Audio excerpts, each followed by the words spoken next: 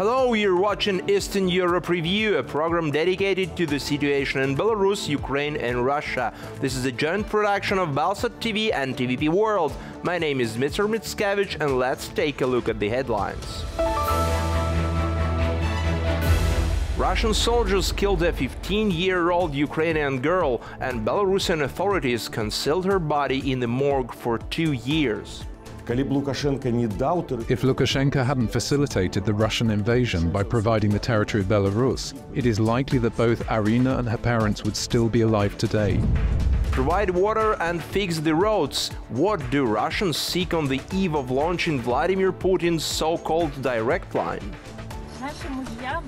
Our husbands and brothers are all now at war. I think we have the right to have access to gas. Our houses should also be heated. Russian soldiers deserting war seek refuge in Armenia, where local authorities are considering extradition of fugitives. Among Armenian prosecutors, investigators and judges, there are many who don't mind helping Russia. Relatives searched for a 15-year-old Ukrainian girl for almost 2 years, and her body was finally discovered in the morgue of the Belarusian city of Mazyr. The girl was identified through DNA after her body was transferred to Ukraine for exchange. Arina Yatsuk, along with her parents, was killed in 2022 by Russian soldiers. Her relatives reached out to all possible Lukashenko regime institutions, where they were informed that there was no record of such a girl in Belarus. Kiev region, Bucha district, the village of Severinivka, a week after the full-scale invasion of Ukraine by Russian troops on March 3, 2022. Residents of the village, Anna and Denis Yatsuk, together with their 2 daughters, set out in a car to escape the war. After driving less than 10 kilometers, the car comes under fire from the occupiers on the Zhytomyr highway. Anna and Denis die on the spot. 2 girls, 9-year-old Lera and 15-year-old Arina, survive. The Russian occupiers take the children with them. They leave the younger Lera in an unfamiliar village and take the injured Arina to Belarus. Subsequently, all of Ukraine, including state organizations, volunteers and the mass media, initiates a search for the abducted girl. Among those involved in the search are her relatives, grandfather Valentin, Uncle Volodymyr and Aunt Oksana. We contacted all the services and sent official letters to the ministries of Belarus. They replied that they didn't have any information. It was the Ministry, I don't even remember now, of Foreign Affairs and another ministry. For nearly 2 years, Arina Yatsuk's relatives held on to hope that the girl was alive. In the end, it was revealed that during this entire time, Arina's body had been in a morgue in the Belarusian city of Mazyr. She was brought back to Ukraine as part of an exchange involving prisoners and casualties. We found out when there was a DNA match. The body was in Ukraine, that is in Ukraine, in Lugansk. They were transferred to Lugansk from Belarus, from Mazyr, somewhere over there. Propagandists from the Mazyr newspaper Zytyo Palesia attempted to dispute this information. In their article, they claimed that Arina Yatsuk's body could not have been in the Mazyr morgue as it was allegedly closed for repairs at the time. However, this article was discredited by propagandists from Belarusian state television. In a story aired on March 12, 2022, they showed that the morgue was operating normally, and there were no dead Russian soldiers there. The Ministry of Foreign Affairs of Belarus declined to comment on the situation.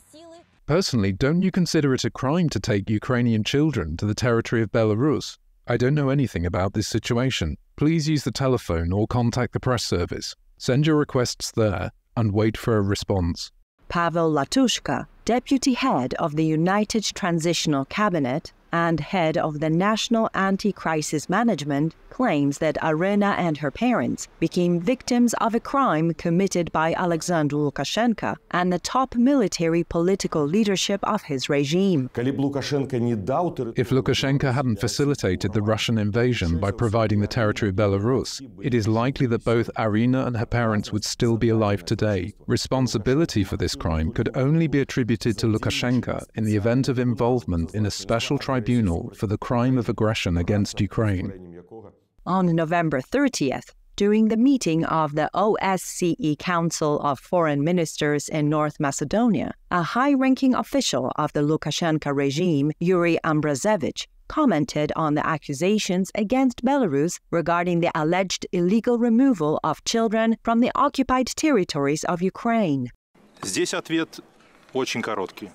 Here the answer is very short. No one has given us a single name. We're waiting.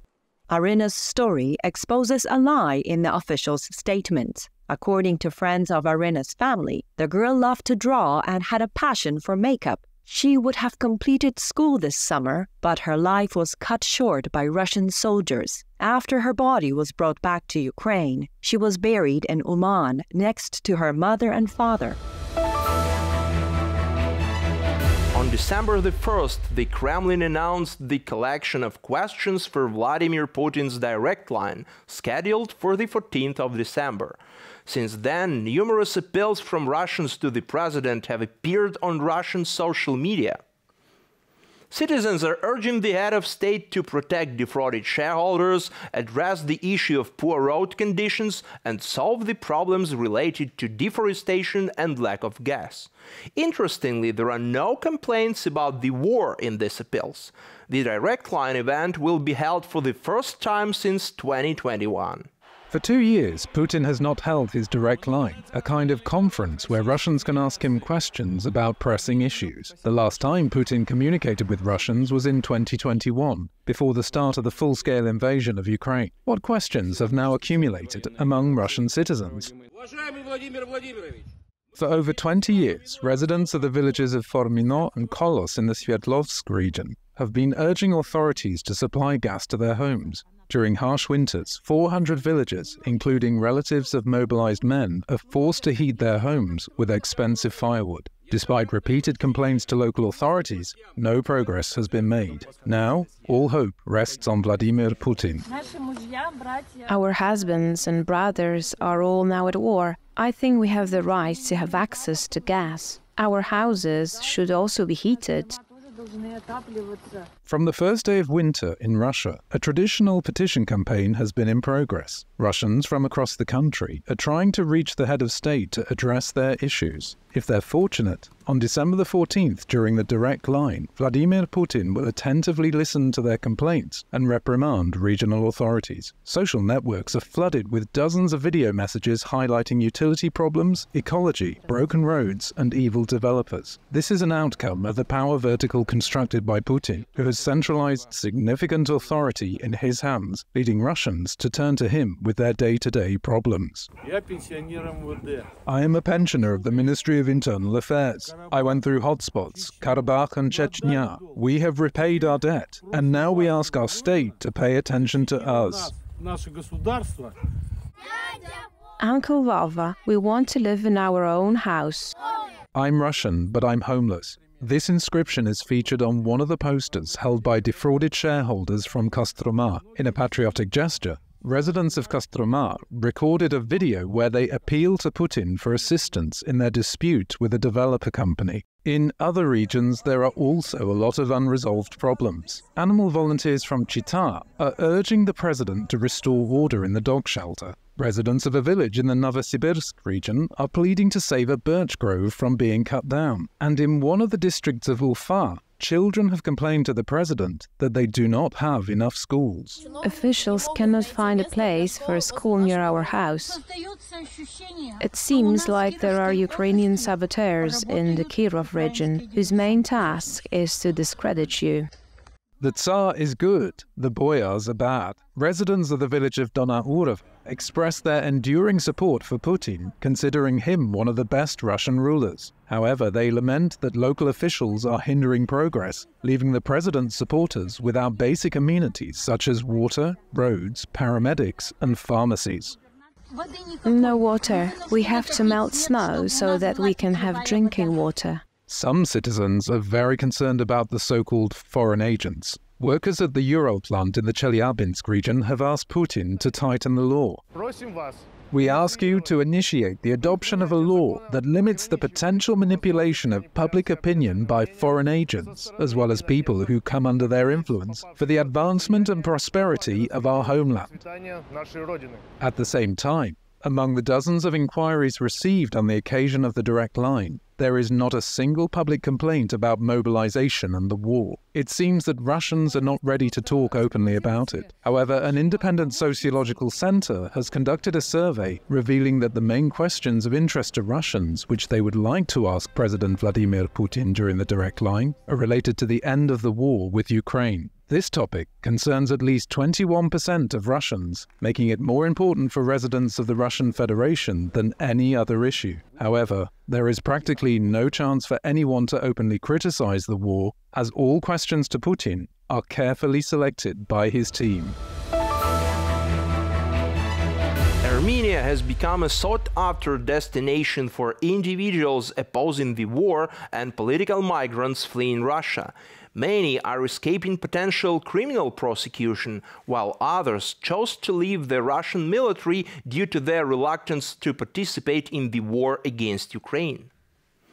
Our colleague in Armenia has uncovered a couple of such cases and substantiated their claims through the examination of military identification documents, confirming the active involvement of these immigrants in the war. Oleg, a Russian citizen, requests that we do not disclose his last name or the region from which he was mobilized for the war with Ukraine in the fall of 2022. Through correspondence with his relatives, he is aware that he has been placed on the wanted list by special services in his homeland. Security officials have been speaking to my relatives about my return and wanted to find out where I was. They even said, "Come back, nothing will happen to you, we'll forgive you." But I know a criminal case has been opened. It's had quite an impact. In the fall of 2022, the young man was handed over to the local military recruitment office by the personnel department of the state company where he worked as a computer technician. As a result, Oleg first found himself on the southern front and later just outside Bakhmut. Oleg's unit comprised individuals who were similarly mobilized. People in their 30s and over, from villages and small towns. You could see them right away. They were given the opportunity to enlist on a contract basis. But if they didn't want to sign a contract, they were transferred to the status of a mobilized person. That's how the system worked. There was no option to turn back. Oleg had initially planned to desert military service on his way to the front, but the mobilized were closely monitored. The system of reporting on fellow soldiers worked efficiently. Oleg, who had no intention of serving, let alone fighting, kept his escape plan secret, diligently saving money from his army salary. He eventually fled to another country, seizing the opportunity during his vacation. In terms of figures, it's a little over $2,000 just for the journey. And then you need money for living for some time, for renting an apartment, for meals and so on. And that comes to $6,000.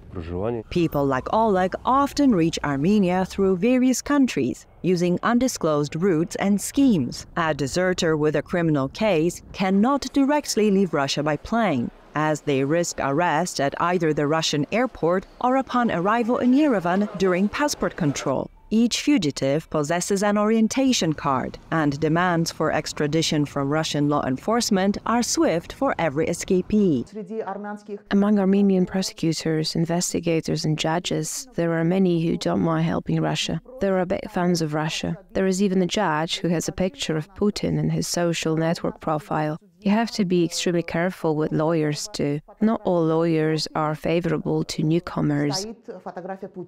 The situation of fugitive Russian servicemen in Armenia is complex due to their lack of passports, preventing them from legally departing for a safer country. Human rights activists advise establishing contact with them through any available means, ensuring that in the event of detention by Armenian law enforcement, these Russians have representation in court or at the prosecutor's office. Simultaneously, for a year and a half, representatives of the Russian authorities have consistently pressed their Armenian counterparts to locate and extradite political activists and defectors who have fled to evade criminal prosecution. Nevertheless, Armenian officials have been slow to respond, and as of now, none of these demands have been fulfilled.